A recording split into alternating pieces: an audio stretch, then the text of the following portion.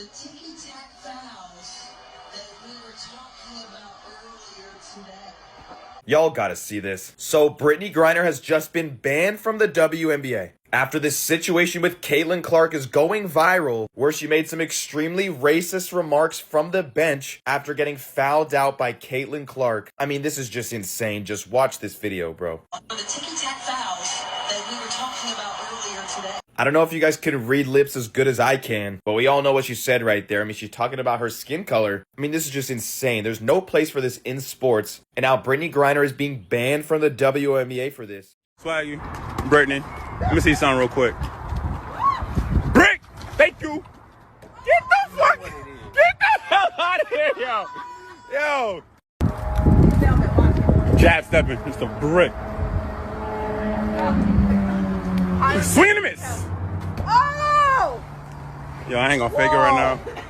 Swag is down for the count. Let's get it. Got my hand right here. We need to have a very serious and very honest conversation about what happened after the Indiana Fever defeated the Atlanta Dream.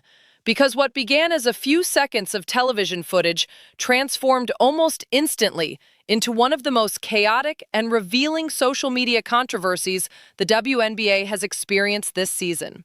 And the way it unfolded, the speed, the certainty, the competing realities that emerged within hours tells you something genuinely important about where this league now operates and what it means to be Caitlin Clark in the middle of all of it. Let us be direct about what actually happened and what remained genuinely unclear.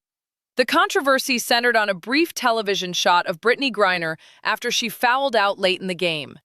Cameras naturally followed one of the league's most recognizable veterans as she walked away from the action, and that moment, lasting only seconds, immediately became the center of an internet firestorm that spread across every major platform before most viewers had even processed the final score. It makes perfect sense because when it was arrested in Russia, it was thrown into the pen with the males.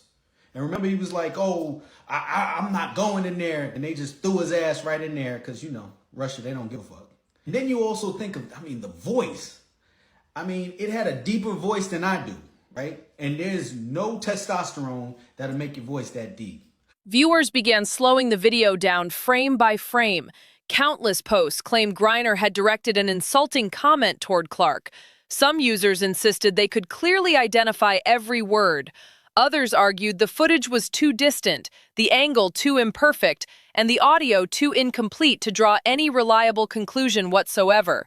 Within hours, social media had divided itself into two entirely different realities. Each side was completely convinced it possessed the definitive truth. Neither side demonstrated significant patience for the other. Lip-reading experts were cited across discussions that multiplied at extraordinary speed.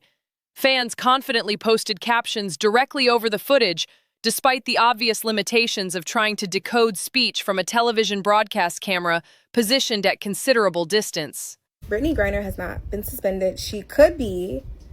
If you listen to the rest of this video, I'll explain why. And we're going to read the article by Yahoo Sports, just so we can all be on the same page as what is a fact. Okay, so this article was released August 1st by Rusty Weiss. All right. Mercurial WNBA Brittney Griner was ejected during the game against the Dallas Wings on Wednesday following a heated confrontation with referee Angelica Suffren. The incident occurred in the third quarter when Griner, currently playing for the Atlanta Dream, grew upset over a foul call while battling for a rebound with Haley Jones. That is the environment in which this controversy lived and breathed. Certainty spread far faster than caution, and once millions of people began sharing the same clip from different interpretive angles, speculation became genuinely difficult to separate from verified fact. That distinction mattered enormously because the accusations carried serious implications. If a player had truly directed a racial insult toward another athlete during a nationally broadcast game, the expectation was that the league would face enormous institutional pressure to respond quickly and specifically. Others urged the broader public to resist treating internet interpretations as established fact when the available evidence remained fundamentally open to interpretation. There's no way this is true, right? that the WNBA knew Griner was biologically male and hid it for years to protect their brand and banned for life. What are we even talking about?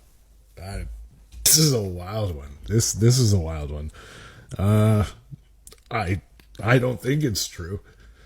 Do I know for sure? No. Do I want to know for sure? Also no. Do you want to know for sure? Both perspectives fueled an already emotionally charged conversation that had clearly escaped any reasonable boundary. Here is what needs to be understood clearly.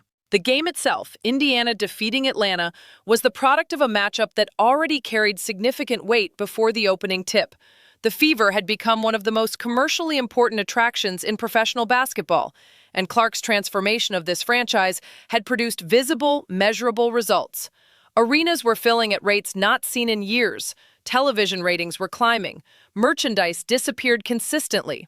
Every road game for Indiana had begun resembling a playoff atmosphere, even during routine regular season weeks. Atlanta understood precisely what was coming. Every opponent now enters games against Indiana with the awareness that they are performing in front of audiences far the possessions that produce the result, the individual contributions that created separation. All of it received minimal attention compared with a few seconds of footage that may or may not have captured what countless people were absolutely certain it captured. That reality highlights the extraordinary challenge the WNBA faces as this season progresses. Every response to controversy, every statement, and every moment of silence is now examined through competing lenses simultaneously. One group believes the league has a specific obligation to protect, and organizational operations has expanded in ways directly connected to the audience Clark brought with her. History is instructive here without being definitive.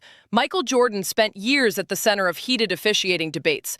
LeBron James has navigated disputed moments throughout 2 decades at the highest level of professional basketball.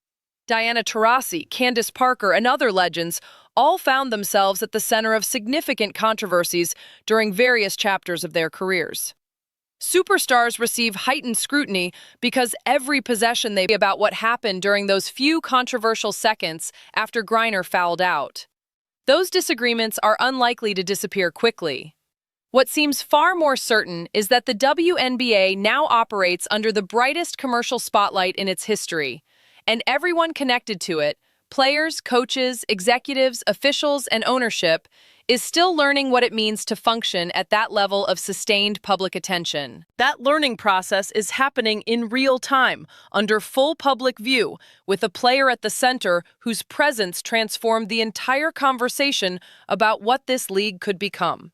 The controversy surrounding one brief television moment is ultimately inseparable from that larger transformation, and the league's willingness to engage honestly with both dimensions, the immediate controversy and the broader institutional pressures producing it, will define whether this extraordinary moment in the WNBA's history becomes the foundation for something lasting or merely an intense but temporary spike in a longer story.